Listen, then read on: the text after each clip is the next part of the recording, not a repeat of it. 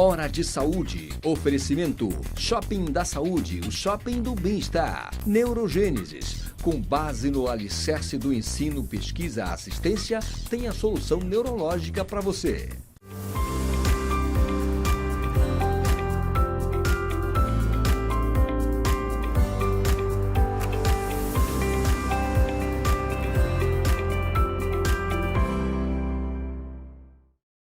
Olá, amigos. Mais uma vez no nosso programa dominical de saúde, Hora de Saúde, transmitido para todo o estado do Pará pela TV RBA, aqui em Belém, canal 13, e para o mundo todo pela internet neste exato momento. O programa tem o apoio da Neurogênesis e tem o apoio do Shopping da Saúde, que todos nós conhecemos. E o convidado de hoje ele está me devendo esse convite há 3 anos. Ele estava na primeira lista dos convidados. É o professor, doutor Carlos Davi Araújo Bichara, o nosso Davi Bichara, meu amigo pessoal, um desses amigos que a gente tem orgulho de ser amigo. É médico, biomédico, ele formou em 88 na UFPA, ele é especialista em saúde pública, em patologia clínica e em gestão hospitalar. E tem mestrado em biologia de agentes infecciosos e parasitários e está terminando o doutorado no mesmo assunto, biologia dos agentes infecciosos e parasitários. O Davi Bichara vai nos falar tudo a respeito de publicações que ele tem feito a respeito da Covid-19 e vai tirar um monte de dúvidas que todos nós temos a respeito da doença. Davi, obrigado por ter vindo, amigo. Me diz uma coisa, Davi, o que é que nós aprendemos com a Covid-19 em Belém? Boa noite. Eu gostaria de agradecer o convite, uma honra participar desse seu excelente programa de entrevista com diversos colegas profissionais da saúde. Nós aprendemos algumas coisas em Belém. Em primeiro lugar, nós aprendemos que nem sempre é necessário ter um laboratório para fazer diagnóstico diante de uma epidemia ou pandemia. O diagnóstico pode ser epidemiológico. Nós aprendemos que é necessário o uso de uma máscara de qualidade. Não basta dizer use máscara. Hoje você só está realmente protegido se você tiver com uma máscara PFF2, que é uma peça facial filtrante número 2, que é considerada aquela que mais protege. E hoje, no Reino Unido, 17 hospitais já estão utilizando a máscara PFF3, mostrando que é uma barreira realmente importante para conter a Covid-19. Nós aprendemos também que alguns testes de laboratório não têm o menor valor diante da pandemia da Covid-19. Ou seja, a gente precisa discutir mais para que a gente possa atingir o objetivo durante a pandemia. E me diz uma coisa, Davi. Você que estava na linha de frente o tempo todo estudando o assunto, nesses 19 meses de pandemia, mudou alguma coisa em relação à transmissão da Covid-19? Bem, o que mudou realmente foi a nossa percepção. Logo no início da pandemia, havia aquele pânico das pessoas, quando chegarem com as compras em casa, jogarem álcool, lavarem, aquela grande preocupação de sair todo dia tomar banho, lavar o cabelo, que era uma grande preocupação. Então, isso acabou. Hoje nós aprendemos que a transmissão da Covid se dá principalmente por aerossóis ou contato próximo e que ninguém precisa lavar o cabelo toda vez que sair, ninguém precisa jogar álcool em tudo quanto é pacote ou alimentos que entram em casa. Então, nós temos hoje a exata percepção como se dá a transmissão. Então, não existe nenhum caso de comprovação que a pessoa pegou Covid ao tocar em algum equipamento ou apertar a campainha da casa. Então, o grande cuidado é, depois de que você fizer o que fizer, pegar em qualquer lugar, no carrinho de supermercado, o grande cuidado é estar de uma máscara de qualidade e lavar as mãos antes de tocar na boca ou no nariz. Então, essa percepção mudou. Quer dizer, ninguém precisa mais fazer o que a gente fazia no início da pandemia. Isso eu lembro de passar álcool 70 no tapete da porta de casa. Até isso eu fiz. Mas, Davi... Você vê que nenhum país continuou fazendo aquelas borrifações com carros na rua, tudo acabou. Tudo acabou. Agora me fala uma coisa. Em relação ao diagnóstico laboratorial, que era uma preocupação enorme no começo, e também em relação aos testes rápidos, são fidedignos? A gente pode confiar nisso aí? Bem, em relação a esse diagnóstico, o que aconteceu? No início da pandemia em Belém, o diagnóstico era mais clínico, epidemiológico e com o uso de tomografia. A maioria dos pacientes tiveram diagnóstico por tomografia, e que não tinha indicação para isso, mas que era o que tinha no momento. Hoje, o que nós temos em Belém, Eduardo? A gente tem o RT-PCR tradicional, a gente tem o RT-PCR com resultados em até 1 hora, a gente tem um teste molecular que dá um resultado, se positivo, em 5 minutos, nós temos o teste de antígeno, que o resultado é em 13 minutos, e que a gente não tinha nenhum teste desse no início da pandemia. E em relação àqueles testes rápidos, que você fura o dedo e faz na hora anticorpos IgM e IgG, esses não têm nenhuma finalidade na Covid-19. Eles não devem ser utilizados. Davi, uma coisa importante. Uma das razões de eu ter te ligado foram 3 publicações que você fez parte recente em revistas internacionais. Você sabe que toda vez que alguém de nós publica em revista, isso dá um certo orgulho aqui, e isso nós ficamos assim tremendamente enaltecidos pelas 3 publicações. E me fala uma coisa. Em relação a anticorpos IgM que você publicou, o que é que você encontrou em Belém? Essa era uma preocupação, Eduardo, porque nas redes sociais existiam muitas fake news e muitas publicações de tabelinhas de resultado tipo IgM positivo, infecção recente, IgG positivo, infecção passada. E isso nos preocupava porque a gente sabia que isso não era verdadeiro. Então, nós começamos a acompanhar esses pacientes fazendo teste mês a mês, Eduardo. E nós encontramos pacientes que até o 8º mês tinha uma IgM reagente. Ou seja, ele não estava mais transmitindo a doença. E aí nós só fizemos comprovar o que já se sabia, que IgM na Covid-19 não serve para dar diagnóstico de Covid aguda ou de Covid recente. E que existe persistência de IgM na Covid. Então, uma pessoa pode estar aí 8, 9, 10 meses com a IgM positiva, mas ela não está transmitindo.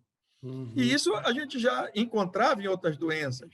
Na toxoplasmose, tem relatos de 12 anos de IgM reagente. Portanto, é hora de não se falar mais que IgM serve para diagnóstico de Covid aguda. Essa é uma informação super importante, porque muita gente ainda está só se orientando pela IgM para falar em Covid aguda.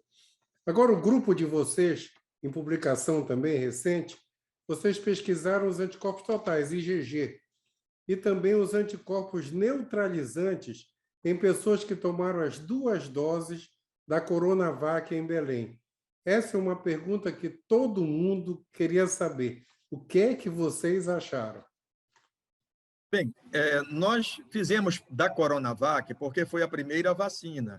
E agora nós estamos já trabalhando com a vacina da Astra e com a vacina da Pfizer.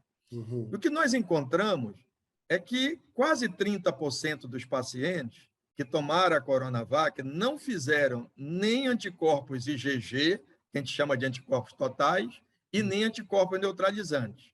O que era esperado, porque nós trabalhamos com uma população mais idosa. Então, devido à senescência, nem todo paciente vai responder à produção de anticorpos.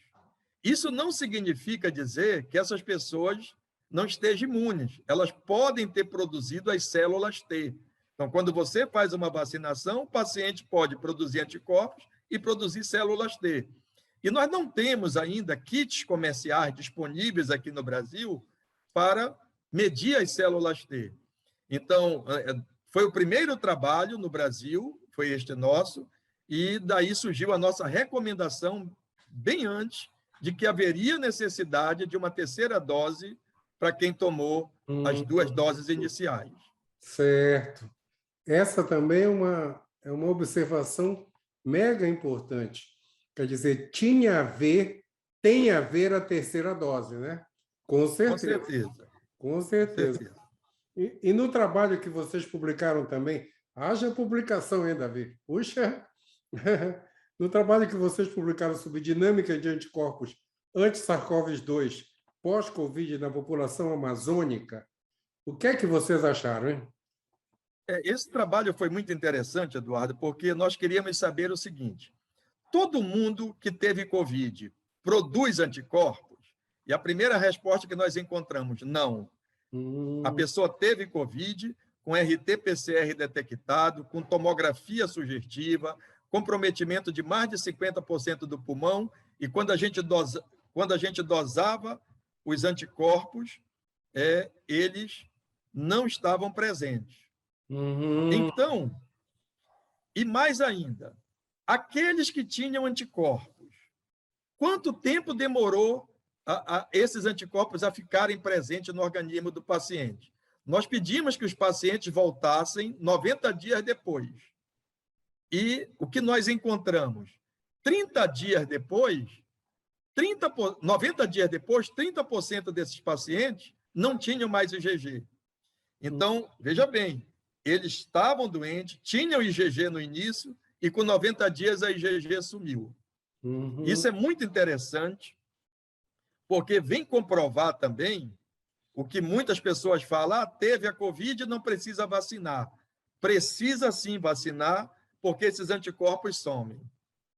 E aí, foi muito interessante, porque nós podemos estudar isto, mostrar que aqueles pacientes que tinham sintomatologia mais grave, eles tinham uma taxa maior de IgG, em comparação com aqueles que tiveram uma doença leve, que a taxa era menor. E isso foi muito interessante para que a gente pudesse acompanhar alguns pacientes durante todo esse período e saber como funcionava essa dinâmica de anticorpos. Nós vimos coisas interessantes, nós vimos pacientes que a IgG aparecia primeiro que a IgM, coisas que a gente não encontra em outras doenças. Vimos pacientes que não faziam nem IgG nem IgM. Enfim, comprovando que nós estamos diante de realmente uma doença totalmente diferente de tudo que nós aprendemos para as outras viroses. Com certeza. E aí vem uma pergunta interessante, Davi. Quer dizer que não valia a pena esperar pela imunidade de rebanho? Não. Bem, por quê? Nós temos pacientes assintomáticos, pacientes com doença leve, moderada, severa e crítica. Nós não sabemos qual a carga viral que eles foram infectados. Portanto, desses pacientes, alguns vão produzir anticorpos, outros não. Alguns vão sumir os anticorpos com 90 dias. E aí, quando você faz a vacina, você está fazendo uma carga conhecida. Essa carga viral, entre aspas, esse antígeno que você está utilizando, ele é conhecido. A taxa que foi aplicada em todo mundo é igual. Então, a gente sabe qual vai ser a resposta esperada de cada paciente. Então, mesmo quem foi infectado, ele não precisa nem fazer teste para ver se ele tem IgG ou não. Ele deve fazer a vacina. Certo. Com certeza. Poxa, Davi, essas informações que você deu agora são cruciais, né? Principalmente para a classe médica, para nós que temos que orientar os pacientes, né? Nem todos nós tratamos e estamos envolvidos direto, mas nós orientamos todo mundo. Eles perguntam todo dia para a gente se vale a pena tomar a vacina, se vale a pena tomar as 2, se vale a pena tomar a terceira dose. O que eu tenho de gente, até colega médico, professores nossos mais velhos, perguntando para a gente, vale a pena tomar? e agora você respondeu tudo. Ei, Davi, o nosso primeiro tempo acabou.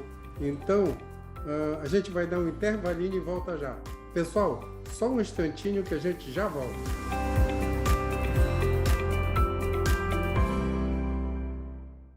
Hora de Saúde. Oferecimento Macedo Hospitalar. Tradição em tecnologia, presentes nos melhores hospitais da Amazônia. Shopping da Saúde, o shopping do bem-estar. Neurogênesis. Com base no alicerce do ensino, pesquisa, assistência, tem a solução neurológica para você.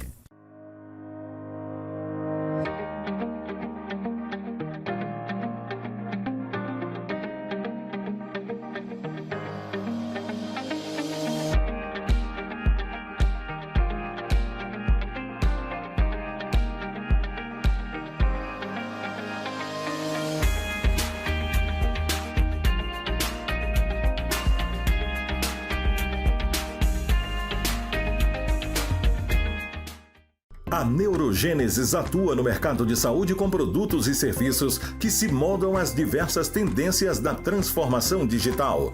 Tem como foco estratégias de atuação na Neurosaúde 4.0. O objetivo é revolucionar o atendimento médico e multiprofissional no contexto da neurociência, com entrega personalizada do diagnóstico à reabilitação neurológica. Neurogênesis, educação, pesquisa e assistência. Fones 984-510900, 3085-1600. Rua Municipalidade 985, 19º andar.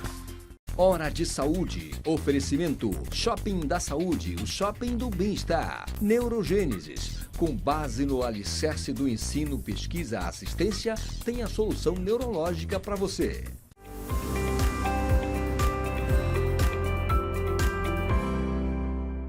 Voltamos com essa conversa maravilhosa de super informações a respeito da Covid-19, de vacinas, do tratamento. Davi, durante a pandemia, parece que aumentou significativamente a automedicação no Brasil, como um país todo, né? Vocês perceberam isso a nível de laboratório, a nível de exames laboratoriais? Com certeza. O que a gente tem observado diariamente no laboratório? Por exemplo, como incentivaram muito o uso de vitamina D, e a quantidade de dosagem de vitamina D acima de 100, que é toxicidade. Então, nós estamos com vários e vários pacientes que vão dosar a vitamina D e ela dá acima de 100. E a gente conversa, eles estão fazendo por conta própria. Eles ouviram falar que a vitamina D era bom para melhorar o sistema imunológico, e aí estão tendo toxicidade. Nós vamos publicar um trabalho também sobre isto. Quando você vai para o TGP, TGO, que hoje a gente chama a ALT, a AST, as aminotransferase, né, que mede hepatotoxicidade, a gente encontra lá em cima, elas bem alteradas em vários pacientes. Então, a gente tem percebido diretamente nos exames que esta automedicação tem levado a alterações significativas nos exames de laboratório. Eu tenho notado dos meus pacientes isso aí, para o pessoal mais antigo, TGO, TGP e vitamina D lá em cima, né? Lá em cima. E antes já era diferente, a gente tinha os pacientes sempre com hipovitaminose. Né? Porque bem antes o limite era 30, né? Então todo mundo estava abaixo de 30. Aí depois ficou 20, todo mundo ficou ali entre 20 e 30, já estava muito bem, obrigado. E de repente eu tenho paciente com 80, 90, 100, 110. Ficou um absurdo. Agora, me fala outra coisinha que eu queria te perguntar. Devido à dúvida entre vacinação e imunização, você que é da área, explica para a gente se isso é a mesma coisa ou não. São coisas totalmente diferentes. E o que aconteceu é que, quando começaram a vacinar, muitas pessoas com uma plaquinha acabavam de tomar a vacina e usavam uma plaquinha para foto. Imunizado. Ora, vacinação é o ato da aplicação do produto. Quando você recebe a injeção, você foi vacinado. Imunização é quando ocorre uma resposta do organismo. Após 14, 15 dias, se o organismo respondeu, produziu anticorpos, ele estaria imunizado. Acontece que nem todo vacinado vai estar imunizado. Isto vai depender da idade da pessoa, vai depender da vacina que ele tomou. Se ele tem deficiência primária de anticorpos, ele não vai estar imunizado. Se ele é imunodeprimido, se ele está tomando corticoide em altas dosagens, se ele tem um câncer, esse paciente está vacinado, mas não estará imunizado. Ontem mesmo morreu um general que foi chefe das Forças Armadas dos Estados Unidos e morreu com Covid. Ele tinha as 2 doses, mas ele tinha outras doenças autoimunes, tinha mieloma, enfim, ele provavelmente não estava imunizado, né? E aí ainda tem mais uma situação, Eduardo, que não é comum, nunca aconteceu, pelo menos em relatos aqui. A vacina, ela tem a rede de frios dela, ela é fabricada fora do país, e aí ela tem que vir numa determinada temperatura. Numa determinada cidade, os atendentes, os técnicos, auxiliares, tiraram a tomada da geladeira, onde estava a vacina, para botar o celular, para carregar celular. E a vacina ficou numa temperatura que não era ideal. Então, esta vacina não tem mais efeito. Aí você está vacinando a pessoa, ela está vacinada, mas ela não está imunizada, porque a vacina perdeu o seu poder imunizante. Então, são coisas diferentes. Perfeito. E outra coisa, tem muita gente que fala assim, tomei vacina, tive febre, tomei vacina, fiquei com dor no braço, tomei vacina, tive um mal-estar, tive náusea, fiquei tonto, tive dor de cabeça. E tem a turma que não sentiu nada. Aí vem aquela pergunta do que não sentiu nada. Será que valeu? Será que eu fui vacinado? Será que eu vou ser imunizado? Isso acontece muito, não é? É muito frequente essa preocupação e não tem relação. Isto vai depender de cada organismo. Uns respondem com esses efeitos colaterais, outros não têm efeitos colaterais.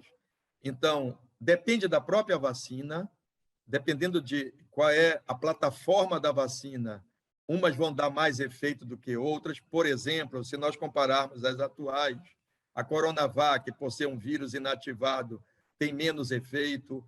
A plataforma de RNA, que é da Pfizer, da Moderna, elas costumam dar mais efeito. A da Astra costuma dar mais efeito. Mas, ainda assim, alguns pacientes, mesmo tomando qualquer vacina, não sofrem efeitos colaterais. E isso não significa dizer que a vacina não foi eficaz. Então, não existe esta relação. Correto. Agora, me fala uma coisa, Davi. As instituições, o governo, todo mundo está dizendo para ninguém ficar fazendo exame para saber se tem anticorpos. E aí, tem alguma coisa a ver isso aí? Realmente, tanto o FDA, o CDC, a Anvisa, Ministério da Saúde, existe uma recomendação para não fazer teste pós-vacina. Acontece que, principalmente os profissionais de saúde, eles querem fazer. Então, eles procuram os laboratórios para fazer. Por outro lado, só existe uma maneira de a gente saber se a pessoa produziu ou não anticorpos, e eu não digo nem se a pessoa está ou não imune, se produziu anticorpos, é fazendo o teste. Então, o teste são 2 testes que podem ser feitos. A dosagem de IgG, que a gente chama de anticorpos totais, e já está disponível também nos laboratórios a dosagem de anticorpos neutralizantes. Bem, é necessário fazer? Não, na prática não é necessário fazer, Eduardo, porque você que foi vacinado, estando ou não imunizado, ou seja, tendo ou não tendo anticorpos, nada vai mudar na sua vida. Você vai continuar mantendo todas as precauções. Então, o fato de você ter ou não ter anticorpos não vai lhe dar o direito a não manter distanciamento, a abolir o uso de máscara. Então, todo mundo vai continuar fazendo as mesmas medidas preventivas. Agora, me fala uma coisa, Davi. Logo no começo da vacinação, o pessoal dizia que não podia de jeito nenhum tomar uma vacina de um tipo e outra do outro. E agora, na terceira dose, o pessoal está liberando isso aí. O que isso quer dizer? Realmente, no início havia esta preocupação de que a pessoa tinha que fazer, inclusive, a primeira e segunda dose da mesma vacina. Uhum. Depois que os estudos começaram, eles verificaram que não havia necessidade de continuar fazendo a vacina de mesma plataforma. Eles fizeram um teste com 500 pessoas nos Estados Unidos, dando a primeira dose da vacina Astra e a segunda dose da vacina Pfizer, e verificaram que a taxa de anticorpos era muito alta e que era uma excelente combinação. A gente já tinha experiências passadas com a vacina da poliomielite, que você fazia 2 vacinas de plataforma diferente, e os resultados foram muito bons. Então, hoje, a recomendação realmente, inclusive do Ministério da Saúde, para quem fez as 2 primeiras doses, é fazer a terceira dose, e a nota técnica é bem clara, ela diz que a terceira dose, preferencialmente com a vacina Pfizer, e se não tiver a Pfizer, com a Astra. Esta é uma recomendação expressa do Ministério da Saúde. Certo. Davi, puxa, muita informação para o nosso tempo. Estamos acabando, mas ainda tenho uma pergunta. Álcool. A turma quer beber e quer tomar vacina. Quer beber, ou então, eu já vi um caso do paciente que não tomou vacina porque ia beber. E aí? Essa foi a pergunta mais realizada quando começou a vacinação. Uhum. Então, eu procurei a Sociedade Brasileira de Imunizações. A fonte é exatamente a sociedade. E eles dizem que álcool não afeta a vacina, qualquer que seja a vacina, não afeta a resposta do sistema imunológico. Uhum. Então, você pode beber no dia que foi vacinado, no outro dia. Agora, eles recomendam que é uma bebida moderada. Ora, se o paciente bebe de uma maneira crônica, ele vai ter problemas, ele vai estar suscetível a diversas doenças, vai diminuir a resposta imunológica dele. Mas beber socialmente, não há nenhum problema. Oh, que boa essa informação também. A última vez que eu perguntei isso para alguém, disseram que tinha que passar 2 semanas sem olhar sequer para um copo de vinho ou qualquer coisa parecida. Ei, Davi, meu amigo, nosso tempo está no fim. Considerações finais e dedica o programa. Eu gostaria de agradecer o espaço, Eduardo, para continuar abordando esse problema que ainda não acabou, que é a pandemia. Nós estamos aí vivenciando ainda esta pandemia. Estamos continuando pesquisando, procurando as melhores evidências, olhando para frente, para que a gente possa trazer as melhores informações, e nós fazemos isso diariamente nas nossas mídias sociais, de cada dia apresentar um tema novo, alguma novidade. E eu gostaria de dedicar este programa ao professor Dr. Antônio Valinotto, que é o meu orientador no doutorado e que é responsável aqui no Pará por uma gigantesca pesquisa sobre Covid-19, que está estudando a população paraense, está estudando grupos especiais como os indígenas, os quilombolas, e com um trabalho patrocinado pelo CNPq, e que já gerou milhares de publicações, e que é um trabalho realmente extremamente importante, que está gerando muitos frutos para a ciência da Amazônia. Eu te agradeço o convite, estarei sempre à disposição. Então tá. Professor Valinotto, o programa é dedicado ao senhor. E, Davi, logo, logo você volta, porque essas informações são necessárias serem atualizadas frequentemente. Super obrigado, amigo, super obrigado mesmo. Pessoal, uma semana iluminada, que o nosso tempo acabou de verdade. Então, até domingo que vem, um abraço em todos. Tudo de bom, uma semana legal. Abraço, Davi.